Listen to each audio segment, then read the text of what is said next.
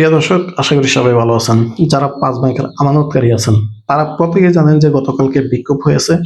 এই বিক্ষোভের মাঝামাঝি সময় বাংলাদেশ ব্যাংকের নির্বাহী পরিচালক উনি একটি ব্রিফিং করছেন। সেখানে এফডিআর সম্বন্ধে, ডিপিএর সম্বন্ধে এবং যারা অসুস্থ সবার সম্বন্ধে মোটামুটি একটা ভালো একটা পরিষ্কার ধারণা দিছে যে কে কত অর্থ ফেরত পাচ্ছেন, কখন পাচ্ছেন, কবে পাবেন, কিভাবে তুলবেন, প্রক্রিয়া কি, বিস্তারিত জিনিসগুলোকে নিয়ে এসে কিন্তু উনি একটা কথা বলছেন। তো যতটুকু আমরা এই পর্যন্ত জানতে পারলাম বা বুঝতে পারলাম, ততটুকুই আপনাদেরকে জানানোর বা বোঝানোর চেষ্টা করব।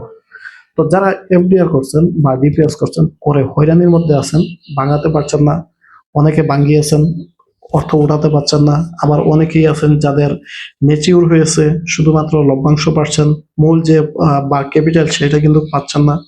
আবার অনেকেই আছেন যে ম্যাচিউর হওয়ার আগেই এই পরিস্থিতি দেখে ভেঙে ফেলছেন।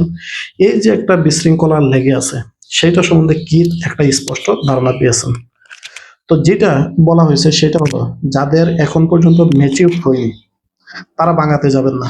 কারণ তারা ভাঙালে আপনার যে প্রফিট আছে সেটাও পাবেন না, যেটা লভ্যাংশ আছে সেটা তো পাচ্ছেনই না, পাশাপাশি যেটা মূল ক্যাপিটাল আছে সেটাও কিন্তু আপাতত পাচ্ছেন না। তাহলে আপনি কিন্তু এটা ভাঙিয়ে লাভ নাই। এবং যাদের ম্যাচিউর হয়ে গেছে, আপনি যদি ৩ মাসের স্কিমে করে থাকেন, যদি আপনার এটা পূরণ হয়ে থাকে, ৬ মাসের স্কিমে করে থাকলে সেটা যদি ম্যাচিউর হয়ে থাকে, ১ বছর ৫ বছর যদি ম্যাচিউর হয়ে থাকে, তাহলে আপনি যেটা করবেন সেটা হলো, আপনি যদি চান তাহলে ভাঙাতে পারেন। তো বাঙালি আপনি যেটা হবে সেটা হলো, আপনার সেভিং এ এসে অ্যাড হবে এবং আপনাকে টোটালি দেখা হবে যে আপনাকে এই পর্যন্ত ২ লক্ষ অর্থ ফেরত প্রদান করছে কিনা। যদি করে থাকে তাহলে কিন্তু আপনি আর পাচ্ছেন না। আর যদি না করা থাকে তাহলে আপনি শুধুমাত্র ২ লক্ষ অর্থ ফেরত পাবেন। আর যদি আপনি অলরেডি ২ লক্ষ অর্থ ফেরত তুলে থাকেন সেভিং থেকে, তাহলে কিন্তু আপনি যে ভাঙাইছেন কোনো লাভ হবে না, ফেরত পাবেন না। তো আপনার জন্য যে পরামর্শটা দিচ্ছে সেটা হলো, আপনাদেরকে আর একটু ধৈর্য ধরার জন্য বলছে। এর ধৈর্যের পরিমাণটা কতটুকু সেটা কিন্তু স্পষ্ট করিনি। তো আমরা যতটুকু বলছি প্রায় মনোরঞ্জন ২ বছর পর্যন্ত হতে পারে। তো তারা যেটা বলছে সেটা হলো, আপনারটা যদি ম্যাচিউর হয়ে যায় বা প্রি ম্যাচিউর হয়, অর্থাৎ ম্যাচিউর না হয়, তাহলে আপনারা ৩ ধাপে এটা অটোমেটিকলি ভাবে রিনিউয়াল করতে হবে। অর্থাৎ আপনার এখন এটা ম্যাচিউর হয়ে গেছে ৩ মাস, আবার ৩ মাস অটোমেটিকলি ভাবে রিনিউয়াল করতে হবে, আরো ৩ মাস অটোমেটিকলি ভাবে রিনিউয়াল করতে হবে। তো আপনারা যেটা পাবেন সেটা হলো ৩ মাস পর পর চাইলে প্রফিট যেটা সেটা কিন্তু পেয়ে যাবেন। এখন যারা ৬ মাসের স্কিমে রাখছেন তারা ২ বার আপনি রিনিউয়াল করতে হবে। আর যারা ১ বছরের জন্য রেখেছেন তারা একবার রিনিউয়াল করতে হবে। অর্থাৎ যেটা সম্প্রতি চলে গেছে সেটা এবং সামনে আরো একটা।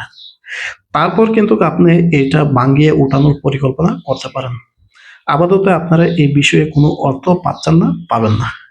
শুধুমাত্র আপনারা যারা ৩ মাসের আছেন তারা প্রায় ৩ বার রিনিউয়াল করতে হবে। যারা ৬ মাসের আছেন তারা ২ বার রিনিউয়াল করতে হবে। যারা ১ বছরের আছেন তারা আরো একবার রিনিউয়াল করতে হবে। তবে এর ভিতরে আপনারা যারা প্রফিট আছে সেগুলো কিন্তু উঠাতে পারবেন। মূল ক্যাপিটাল যেটা সেটা উঠাতে পারবেন না। আর বিশেষ করে যারা এগুলো ভাঙিয়েছেন, এখন পর্যন্ত সেভিং থেকে ২ লক্ষ পর্যন্ত অর্থ পাননি, শুধুমাত্র তারা পাবেন। আর যারা পেয়ে গেছেন এগুলো ভাঙালেও পাবেন না।